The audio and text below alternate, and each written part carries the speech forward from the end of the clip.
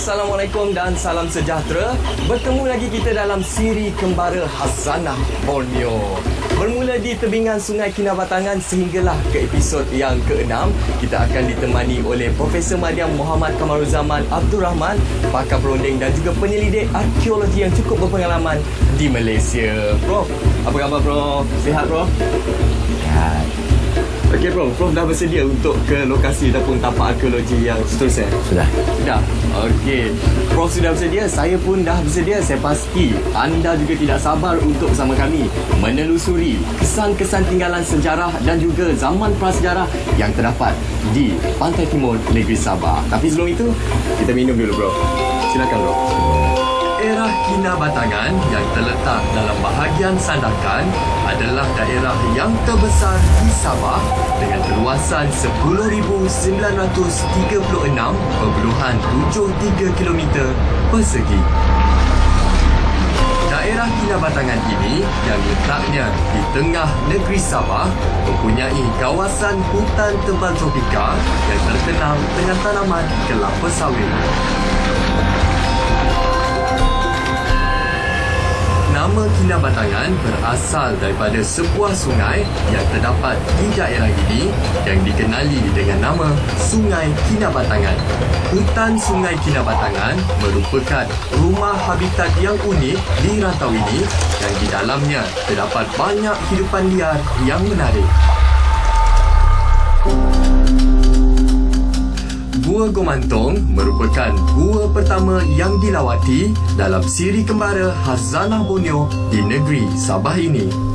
Selain dari Profesor Madya Muhammad Kamaruzaman Rahman, Kembara Khazanah Borneo turut disertai oleh Encik John Samuel, pembantu Muzium Agop Batu Tuluk Kinabatangan. Untuk sampai ke Gua Gomantong, pengunjung perlu meniti titian yang dibina di atas permukaan tanah hutan yang lembap. Sambil melihat pemandangan indah di dalam hutan, sebelum sampai ke pintu gua, pengunjung berpeluang melihat keindahan di dalam hutan, serangga yang melata dan juga orang hutan. Simut hitam dan simut putih merupakan dua gua utama di Gua Gomantong. Simut hitam atau gua hitam ialah gua yang mudah untuk dilawati di antara keduanya. Kedudukan gua simut hitam hanya beberapa minit perjalanan daripada pintu masuk dan ia terbuka kepada semua pelawat. Manakala simut putih atau gua putih merupakan gua yang terbesar di antara keduanya dan berbahaya untuk dilawati.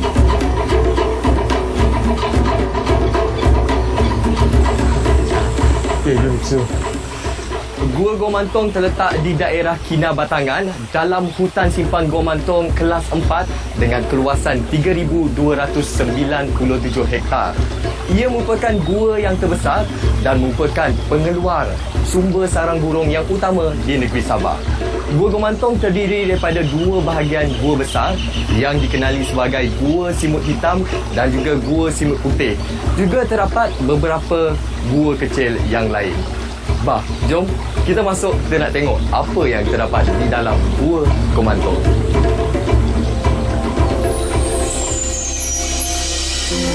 Berada di dalam Gua Gomantong yang kedudukannya di dalam perut bumi dengan keindahan stalaktit dan stalagmit sangat mempesonakan. Sinar matahari yang menembusi permukaan bumbung dan dinding gua membuat dinding-dinding batu di dalam Gua Gomantong ini sangat indah dan menarik. Tumbuh-tumbuhan yang boleh hidup di dalam gua ini hanyalah lumut dan paku pakis yang biasanya ditemui di mulut gua sahaja. Namun demikian, hidupan yang menghuni di dalam gua adalah pelbagai dan unik. Penghuni gua boleh dibahagikan kepada 3 kategori iaitu troglobites, spesies yang hanya boleh hidup dalam gua, Troglopiles, spesies yang tinggal dan membiak di dalam gua dan juga boleh dijumpai di habitat yang gelap dan lembap di luar gua.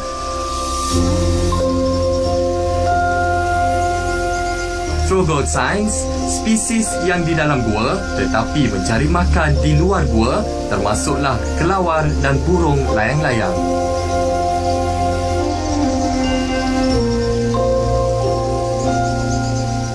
Gua Gomantong yang dilindungi sepenuhnya oleh pihak berkuasa adalah sumber utama sarang-sarang burung yang boleh dimakan.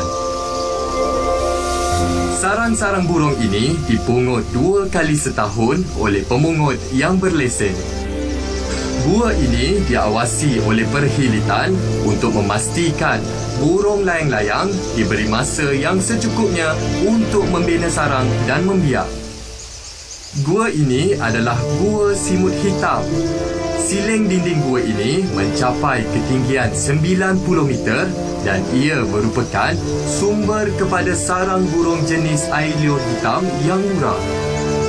Sarang burung jenis ini mempunyai air liur dan bulu pelepah yang memerlukan proses pembersihan selepas dituai. Di Sabah, terdapat 4 spesies burung layang-layang dan kesemuanya mendiami gua-gua.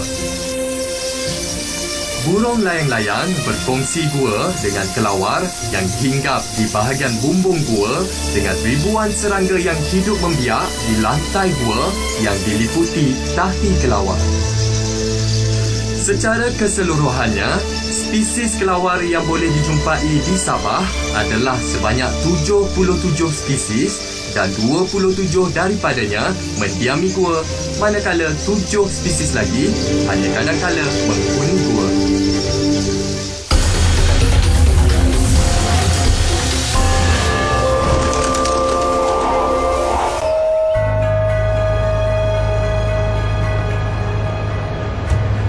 Daerah Kinabatangan telah diwujudkan pada tahun 1905 oleh Kerajaan British dan pusat pentadbiran pertamanya terletak di Kampung Lamak.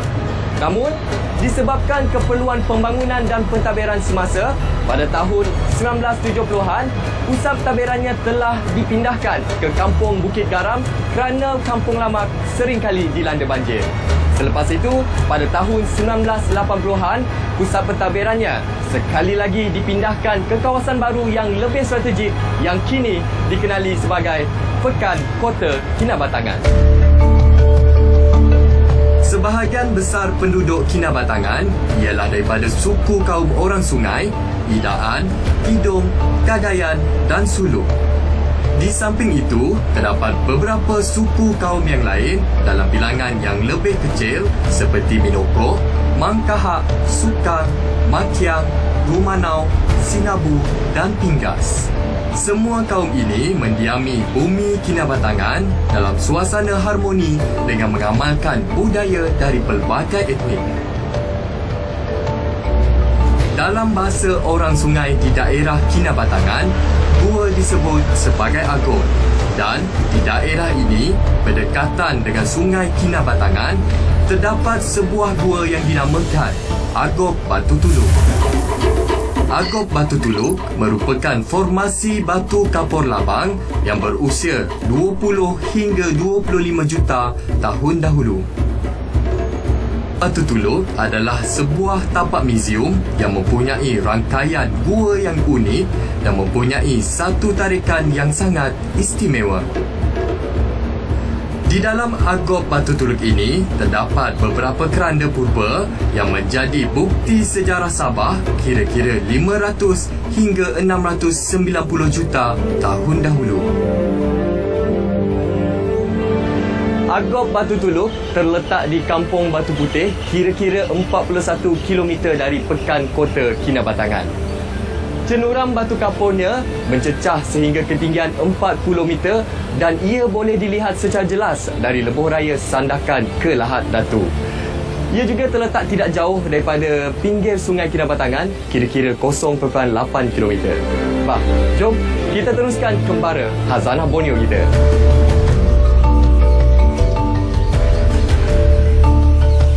Menurut cerita rakyat dan kepercayaan kuno, masyarakat Kinabatangan dan Segama, penemuan gua batu kapur dan batu teduhan ada kaitan dengan pengembaraan oleh wira-wira.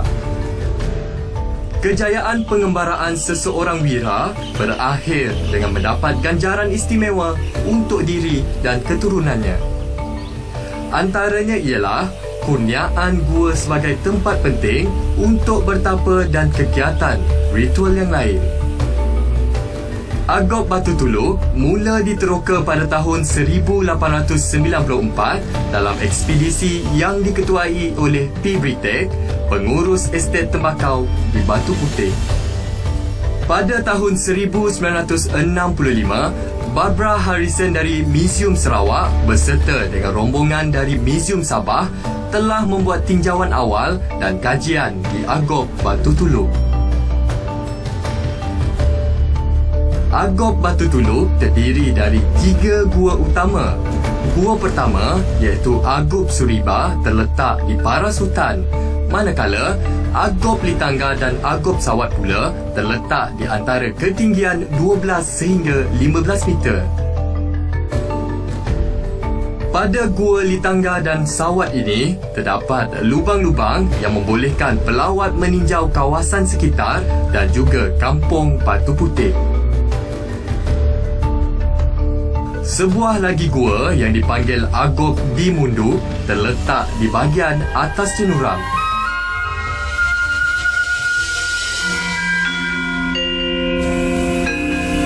Okey. Ya. Wah, kita dah masuk di sini dalam inilah gua Lintangan ni yang agak luas juga. Di sinilah tempat-tempat ni ini keranda-keranda kayu balak dulu. Ini antara contohnya. Inilah contoh-contoh yang ada di sini. Inilah kompleks museum sebetulnya di tempat museum. Wow. Jadi secara keseluruhannya ada berapa keranda dalam bahagian tengah ni? Ya, lebih kurang 40 lebih lah. Gitu. 40 lebih. 40 lebih. Dan itu yang kanak-kanak kan, yang kecil tu. Ya, itu ada anak dengan orang tua pun ada di sini. Tapi yang lengkap itu di mana penutup dan bawah dia itu ada lebih kurang 4 atau 5 tu. Kemudian yang sebahagian dia itu ada lebih kurang 40 gitu, 41 gitu. 41. Ya. Macam contoh yang ni? Ini cuma penutup saja nih. Penutup saja? Ya. Ini penutup dia saja nih. Ini penutup. Ini semua. Ini memang asal lah, original asal ini. Memang asal sejak yang ini 500-900 tahun yang lalu. Iya. Wow. Buat dari Sangat lama. Dari belian. Ya, belian ada daripada merbau, tidak ya. Tapi kalau yang ini belian atau merbau? Ini merbau deh. Merbau. Oh, merbau. Ya, merbau. Okey. Kalau belian ada di sini, ada sana juga. Merbau. Kemudian ini juga ada juga yang ini. Ini ya tak kena sebagian daripada dia. Aha. Itu pun ada yang lengkap, ada yang tidak lengkap. Mungkin disebabkan dia terlalu lama dan sudah mereput lah. Oh, dia ada juga sampai ke atas sana. Ada juga sampai di sana. Oh, Di sana. okey. Kita nak tengok ke atas boleh? Iya, boleh. Boleh. Wow. Licin.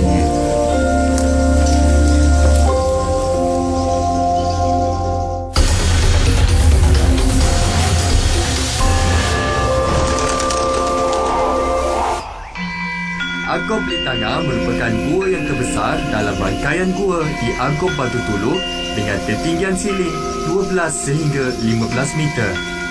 Kawasan sekitarnya masih diliputi hutan.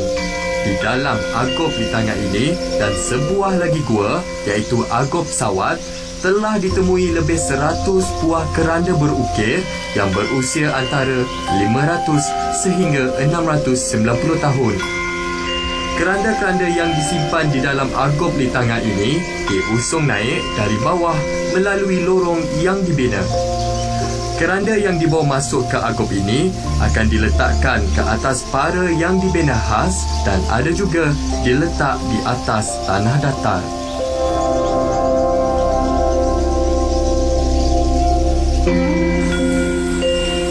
Oh. Ya, inilah ini. Ini sebahagian daripada tadi itu. Aha. Ini juga ada keranda Budak kecil? Ya, budak kecil punya. Oh, Dia sederhana. Sederhana, yang Ya. tu besar tu. Ya, itu besar. Jadi ukiran kepala dia ukiran kepala buaya. Ini belum lagi. Belum lagi. Ya, ya, ukuran biasa itu dikatakan ini keranda orang-orang biasa saja. Orang-orang biasa. Ya. Jadi bangsawan di tingkat atas. Ya, tingkat atas. Yang dia punya design tu apa? Itu ya, itu Perahu je? Ya, itu Perahu je? perahu. Dia ada galang dia ni tau. Saya tengok ni Prof. Macam ada ukiran dekat sini ya. Ya, ini sebagian ada, yang lain itu tak ada. Cuma yang boleh kita lihat lagi di sini yang ada yang ini penanda dia ni. Penanda. Yang ni. Ya, ini kayu yang ini penanda dia. Ini penanda dia, maksud dia yang tanda, setiap tanda itu adalah menandakan ada orang lah, ada keranda dia sampai di sini. Oh. Ada orang datang sini sampai satu yang tanda. Kalau penanda dia sampai 100 lah. Oh, menunjukkan. Menunjuk. Di sini ada, kemudian yang di Agop Sawat pun ada juga. Agop Sawat. Juga ada. Oh, ada tempat yang tak ada. Ada tempat yang ada. Ya. Ini kanak-kanak lah ni. Ini kanak-kanak punya lah. Termasuk itu pun kira anak-anak punya. Dia kecil. Ya, kecil sikit kan. Ya, saiz kecil sikit. Ya, saiz kecil. Kayu merbau juga. Ini bulian. Belian. Campur. Ukiran keranda menggambarkan mitos dan legenda masyarakat Kinabatangan. Contohnya, buaya ada hubung kait dengan kematian dan kuasa kegelapan, sementara burung atau bugang, anjing, ayam jantan dan rusa sebagai sahabat wira. Rangka tulang manusia juga pernah ditemui di dalam keranda beserta beberapa gong, sumpitan, lembing, artifak Cina, seramik dan perhiasan diri.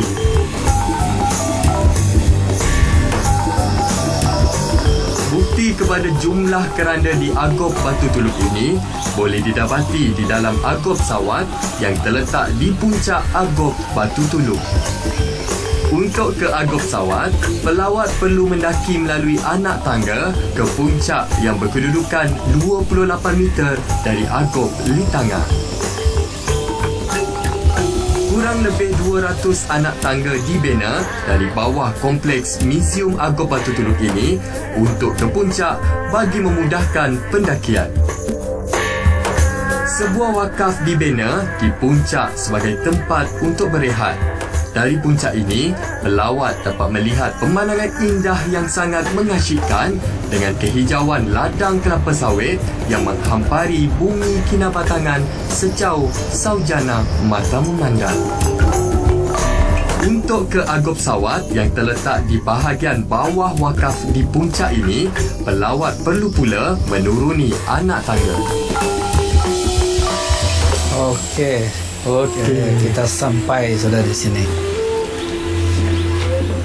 Okey, inilah gua apa ini? Gua paling atas, gua Sawat orang bilang. Di mana keranda-keranda di sini terdapat lebih kurang 41 buah keranda kayu balak yang berada di sini.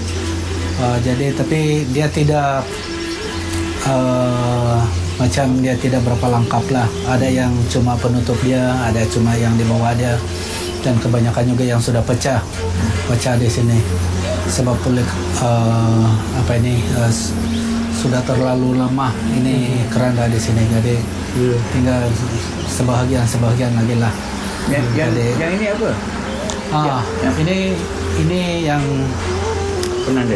penanda itu seperti mana yang di bawah yang di Gua Lintangah itu kan. Ini dia lah ini. Tapi ini di mana panjang, ini panjang.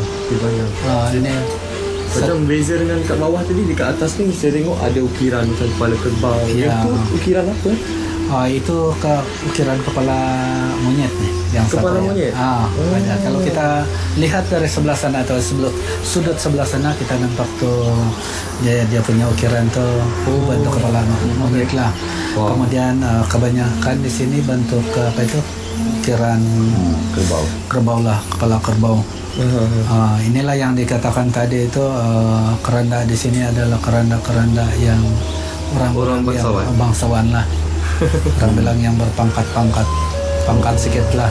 Kemudian dia punya keranda pun ada ukiran, ukiran dipenuhi dengan ukiran lah. Di sini keranda dia ada unik sikit daripada yang di bawah tadi. Ya betul. Ukiran dia lebih nampak cantik, Ya. lebih banyak ukiran lah. Ya, lebih banyak ukiran. Jadi memang betul lah. Lagi tinggi tingkat gua tu, lagi tinggi status seseorang ya gitu yang lah. dikuburkan. Ya. Ya. Menarik. Sangat menarik. Ya. Okay.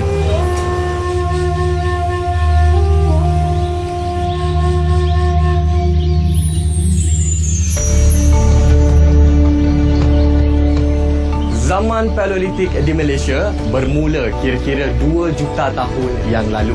Antara ciri-ciri penempatan manusia zaman Paleolitik ialah mereka mengamalkan hidup berpindah randah dan kebiasaannya mereka tinggal di luar kawasan gua, di dalam gua dan juga di sekitar tasik. Mereka seringkali memburu binatang liar dan juga memungut hasil hutan dengan menggunakan peralatan batu. Dari segi kepercayaan, mereka dipercayai mengamalkan kepercayaan animisme, iaitu mereka percaya bahawa batu maupun pokok mempunyai semangat ataupun roh orang mati. Hasil kajian arkeologi yang dilakukan telah menemukan beberapa tapak-tapak arkeologi dari zaman prasejarah dan juga zaman sejarah. Macam tadi juga. Tiga gua tu juga. Sama. Okey, kita hampir sampai Tu, depan tu. dua Dumun tu. Lumun Loh, ke Suriba. Suriba. Oh. Wow. Ke dalam. Inilah gua dia ni. Dalam ni ada keranda tak? Ini tiada. Tiada. Kosong ya. Cuma burung-burung saja yang ada sama kelelawar lah. Inilah yang dikatakan gua di bawah ni. Dalam tak dalam? Ke dalam. Ada dalam juga ada. Agup Suriba yang merupakan sebahagian dari Agup Batu Tuluk ini terletak paling bawah iaitu di paras hutan.